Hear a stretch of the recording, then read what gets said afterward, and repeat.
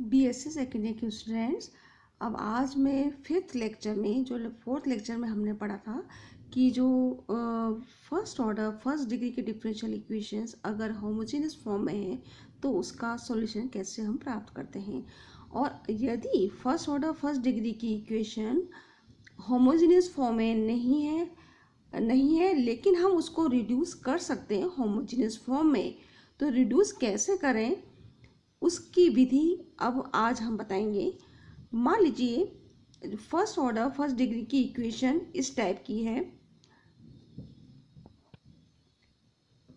dy by D x is equal to a x plus b y plus c divided by a dash x plus B dash y plus C dash. ऊपर वाले expression को हमने F x माना, नीचे वाले को हमने जी x माना। यहाँ पर हमने ये माना कि a upon a dash is not equal to b upon b dash. अब यह होमोजीनियस नहीं है। क्यों नहीं है? क्योंकि इस इक्वेशन को अगर हम ऊपर नीचे x से हम डिवाइड करें तो यहाँ a बच जाता है, x से डिवाइड करने पर यहाँ b y अपॉन एक्स बच जाता है प्लस यहाँ c अपॉन एक्स।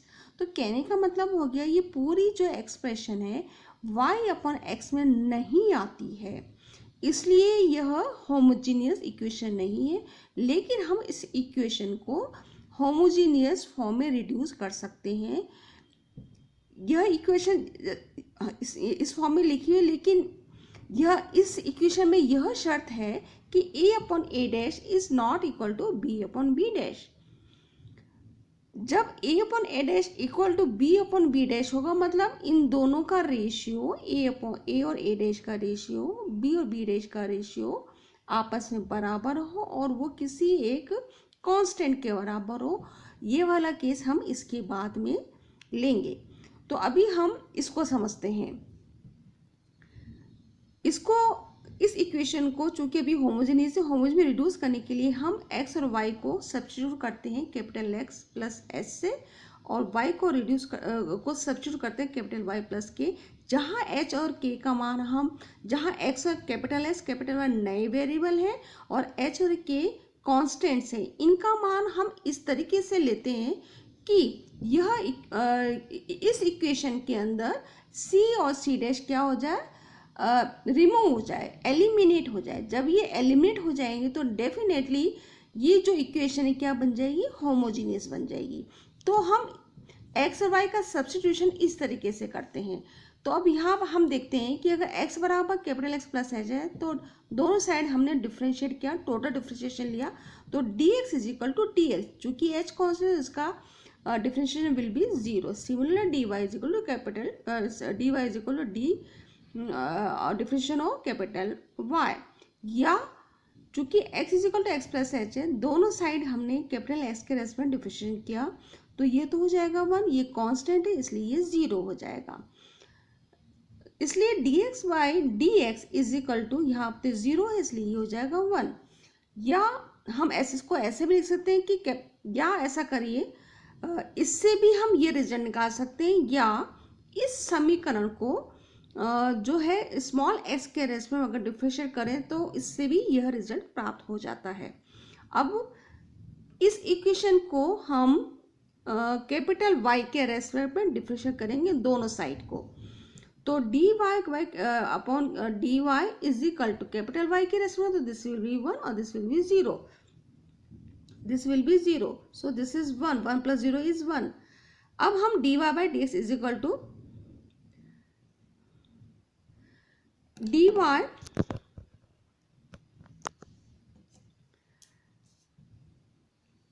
जो dy बाई डी एक्स है is equal to dy capital dy small y capital dy capital dx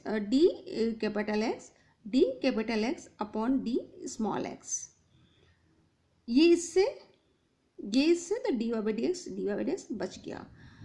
यह इसका मान जो देखिए डी स्मॉल y dy, ये तो मान हमने 1 निकाला है ऊपर से, यहाँ से ये हमने पुट किया ये अपनी जगह, और dx बाई एक्स इसका भी मान है इस इक्वेशन से 1। So dy by D x is equal to dy by D x.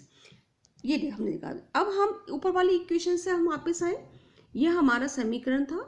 तो यहाँ dy बाई डी एक्स को हम d capital Y upon d capital X से हमने रिप्लेस किया, इक्वल टू a x का मान रखा प्लस b y का मान रखा प्लस c, ये सब मान हमने यहाँ रखे।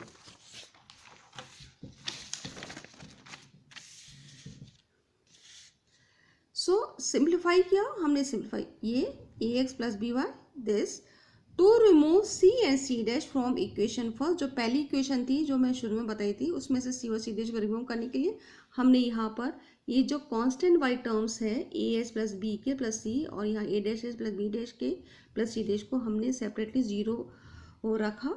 जीरो रखने से अब जो d Y by D x बराबर ये और ये आ जाता है, ये जीरो हो गया, ये जीरो हो गया, ठीक। अब ये एक्स ऊपर नीचे हमने y से x से डिवाइड किया, तो यह a हो जाएगा b y बाई एक्स, नीचे ऊपर और नीचे कैपिटल x से डिवाइड किया तो यह a डैश बच जाएगा, b डैश y x हो जाएगा। तो ये पूरा जो राइट साइड में एक्सप्रेशन है, ये this is the function of हम y x कर सकते हैं। तो यह जो राइट साइड में जो एक्सप्रेशन है वो capital y upon capital x में है, तो इसको हम इन शॉर्ट लिख सकते हैं function of y upon x.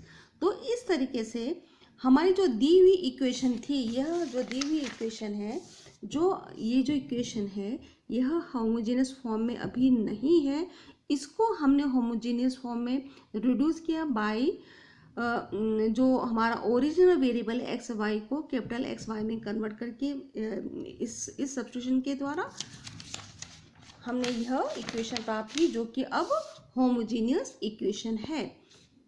यह इक्वेशन हमने प्राप्त की होमोजेनियस है। अब इसका मेथड, जब अगर equation first order first day की इक्वेशन अगर होमोजेनियस है तो उसका हल प्राप्त करने की विधि हम पढ़ चुके हैं।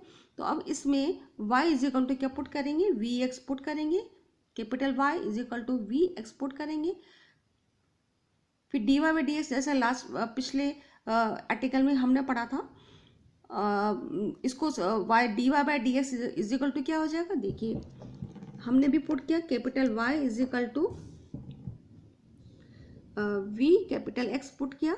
सो d y by D x is equal to हो जाएगा v plus x d we by D x, with respect to x कर रहे हैं तो पहले तो v हो जाएगा प्लस ये कैपिटल x है and d we by D x. तो ये मान, ये मैं यहाँ रिपीट नहीं करना चाहूँगी, ये D we by D X दोबारा बता, थोड़ा सा ब्रीफली बता देती हूँ। D Y by D x is equal to, अभी हमने ये निकाला a plus B y upon X plus a dash plus b dash y dash upon X dash is equal to ये function of y upon capital x। तो यहाँ पर जो ये हम ये इस तरह का करके d Y by D x का मान यहाँ पर पुट करेंगे a, और y अपॉन एक्स यहाँ अगर हम देखें तो y upon x is equal to v हो जाता है, यहाँ v पुट करेंगे